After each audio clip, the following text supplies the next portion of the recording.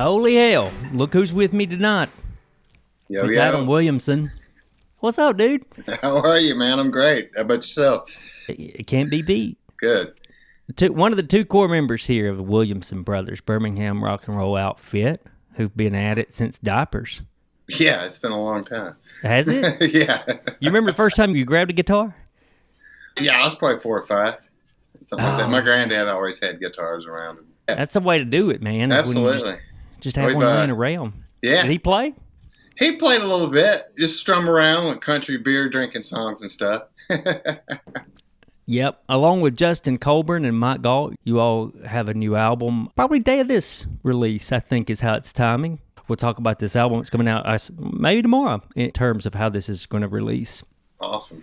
Tell me the title of this. Aquila? Is that Aquila. I'm saying it? Yeah. It's Latin for eagle. Mm-hmm. I looked it up. Yeah. So, yeah. It's fantastic. It was actually the name of our high school yearbook when we were in high school. Oh, was Aquila. Okay. Yeah, the first video you guys, I think, probably shot at your old high school, didn't you? It was shot down the street at one called Banks High School that they had torn down. It's the football team that was in that movie, Woodlawn. Banks is the other high school that plays Woodlawn in that movie. Okay. Wow. that they made a few years ago. Yeah. Yeah. That's really cool. Yeah, man. But you tell me your high school again? It was Irwin High School in Center Point in East Birmingham. Yeah. Well, speaking of the album, though, it's fantastic. Matt Patton sent me a copy kind of early, digitally anyway, and I got to write about it, which is probably going to come out about the same time as this interview, too.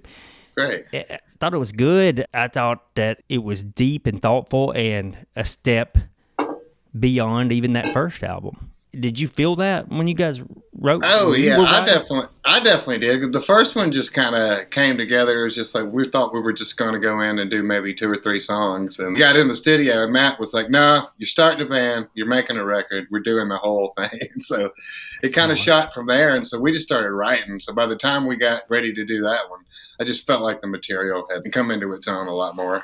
And it did. You and Blake are the songwriters, guitar players. Yeah. Blake is now. He's moved from drums over to guitar for this band. Right. Do y'all swap ideas or say, hey, this is what I'm working on right now? For the most part, we write everything. We usually bring complete ideas to the table for the most part. And then just, fill them out and kind of arrange them a little bit once we get the band together and whatnot. But yeah, for the most part, we write separately. Kind of the only band I've ever been in that did that, honestly. No Lennon McCarthy stuff going on. Not so far. I'm sure we will. Yeah. Well, you guys get along a lot better than the Gallagher brothers, who are getting a lot of attention right now. I feel like this album examined tougher topics. Did it kind of work out that way? It feels really thematic. I think so. I mean, with the political climate and everything going on, it's hard not to put some of that stuff in there. And draw from stuff from childhood that you hadn't had a chance to really write about, or gentrification of places you used to love to go to that are just completely unrecognizable now. It's definitely some heavy things for sure. For I sure, agree with that. Without having, I didn't want to be preachy with any of it, but Nope. To speak on some of that stuff. Dude, it works perfectly. I found it thematic. I thought it was. I wish I'd written this. I don't think I did write this. I found it a nice balance of the political and the personal.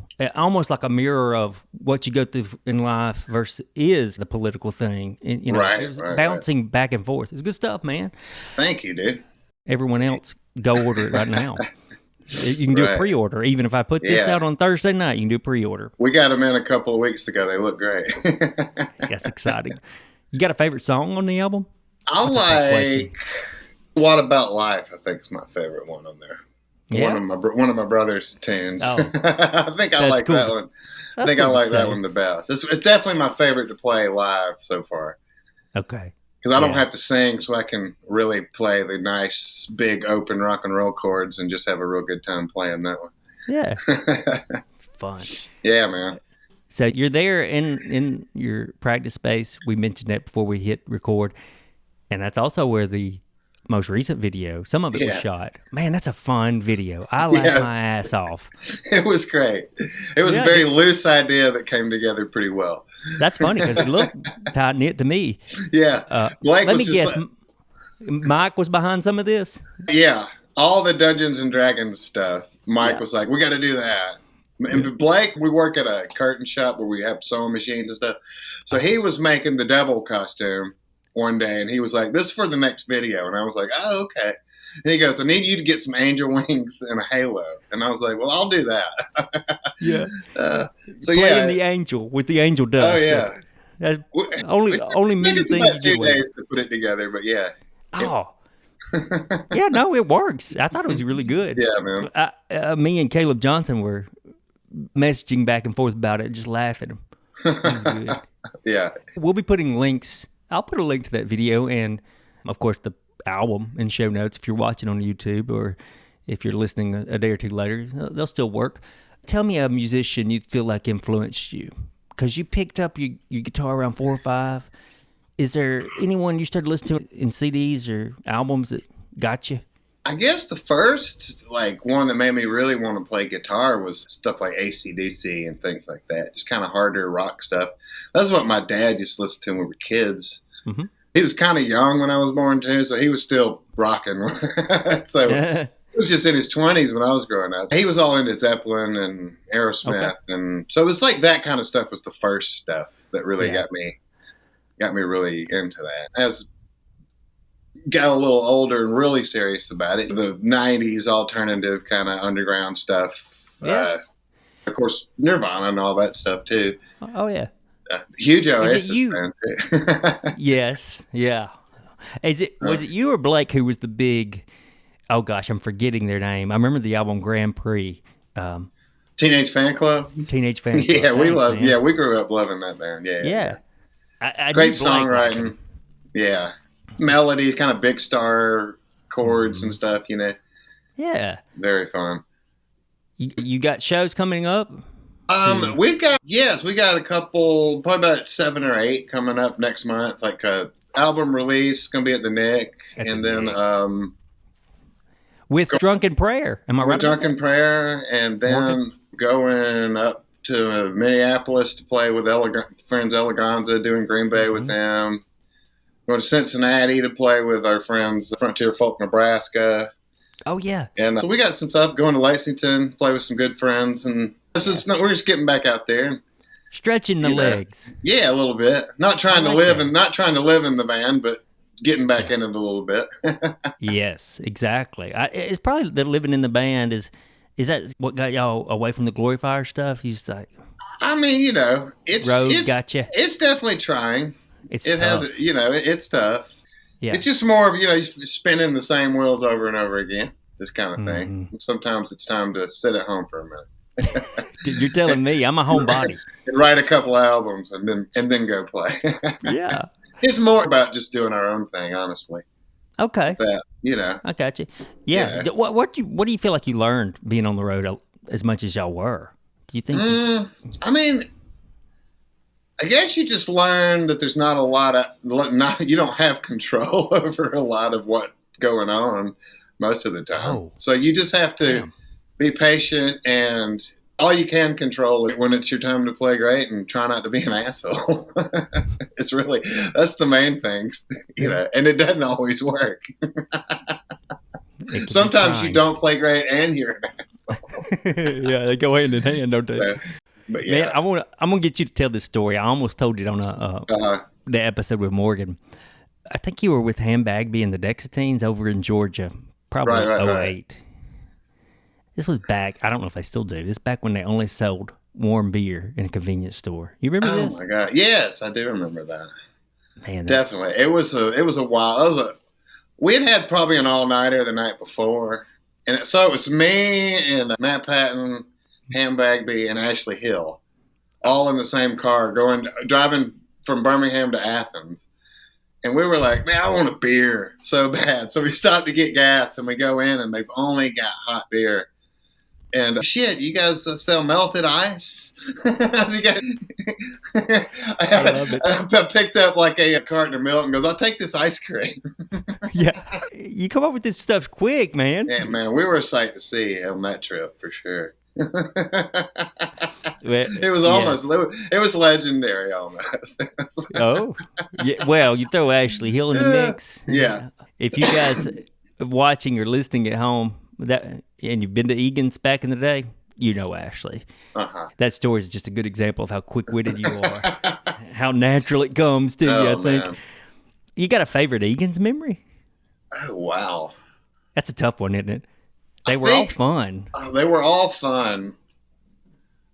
I had a friend from Jasper who is Justin Colbert's cousin, and he had like a heavy metal band, and he loves pro wrestling. So his band was playing, and they have a song called Body Slam.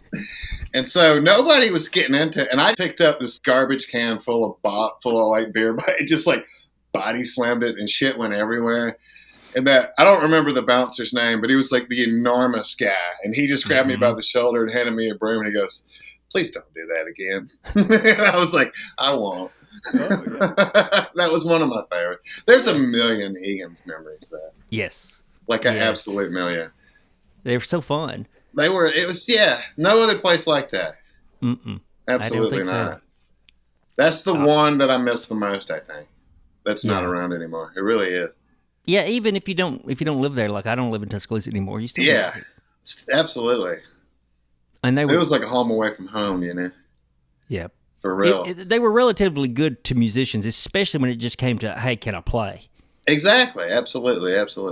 Always gave you a bar tab, always friendly, you know. Yep.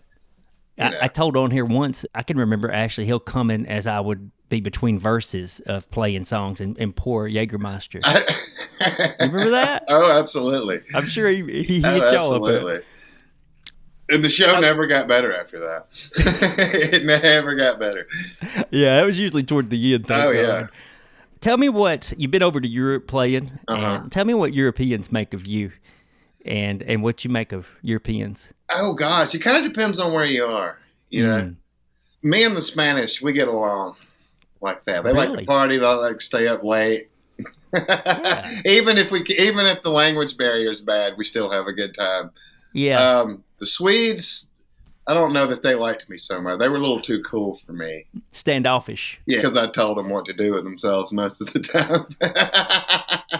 But yeah, for the most part, I feel like I went over fairly well with most of them. The Belgians are great. The French are great. The Italians are great. Yeah. The French. Yeah. And then in the UK, it's like, I don't miss a beat over there. You know. That's good. Yeah, one and the same with those folks. This was fun. Really, really, even really, the food? Really, it's not as bad as people won't make it out to be. But, it gets a little old, though. Okay. Because as Southerners, you and I probably are. Yeah. We have different palates than they do. Scandinavia is where the food is bad to me. That's where it's just like, this is, I don't even know what this is, you know. Gotta eat, though. Oh, yeah, you gotta eat. Our buddy Adam Morrow's over in London right now. Is he really? Yep. I love that guy. Yeah. Let's get into our 4 questions here. Good deal. And I'll send these out to our guests. Let's about go hand in hand what we've been talking about a little. Tell me the hardest thing you've learned in life and how it helped you move around. I mean, the hardest thing to me is trying to realize what I can and can't control, you know, and then just focusing on what I can control. And it can go with anything, like as far as playing shows, doing art. Sometimes you don't have any control over actually how the show is going to go or how the album's going to be perceived or whatever, but you can just try to do it the best you can. And that's just what I try to focus on. And then it comes to broader things. I just try to focus on what I can control and not dwell on the things that I can't, you know. That's pretty much it, man. That's one of my main things. It's sometimes I have trouble figuring out the difference between the two. It's hard sometimes. Yeah. Sometimes you're in the middle of things and then you realize, wow, I really don't have as much control as I think I did over that. Man. Yeah. Yeah. Question 2, when you look back, what's something that shocks you about you growing up or any of that? I mean, I'm still here and I still get to do my art and I'm still feel like I have something to say, and I don't feel like I've been burnt out for doing something 30 something years. That's kind of surprising to me, you know, because a lot of people I know, they don't really play anymore. They don't paint anymore. That's when I look back, I'm really glad that I've stuck with it and tried to still grow with it and still have things to say and, things to express and whatnot. Yeah. I'm glad too. From Vesper to Black Willis to Williamson Brothers now. Yeah. You guys have moved, and it's been better each incarnation. Yeah. I just try to grow a little bit with everything. Take what you learned before and add it to this and, be open to other things. It's been great having Justin and Mike around with us because they play completely differently than when Blake's playing drums or something like that. Mike's a different machine, so you kind of have to adapt to different players, and I've really enjoyed that lately. Yeah. That's a good word from Mike. He's a machine, man. Yeah, man. People ask me, why did you get the crazy heavy drummer? And I was like, I didn't. I got the best drummer. Yeah, he's good.